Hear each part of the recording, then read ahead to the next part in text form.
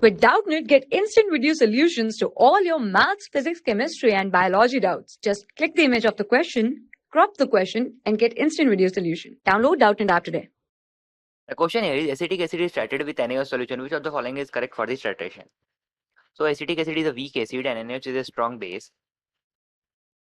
So CH3COOH plus NaOH gives Na plus CH3COO minus plus H2O. So first conductance increases slowly since the number of ion increases. So lambda, which is conductance, is equal to K into 1000 upon C.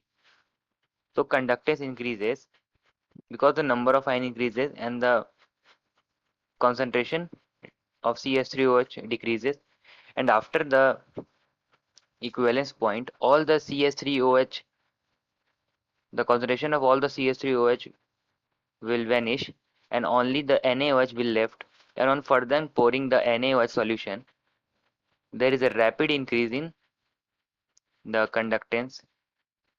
So if we look at the option, then option C is the correct option because first conductance increases slowly up to equivalence point and then increases rapidly. So option C is the correct. For class 6 to 12, IIT JEE and NEET level.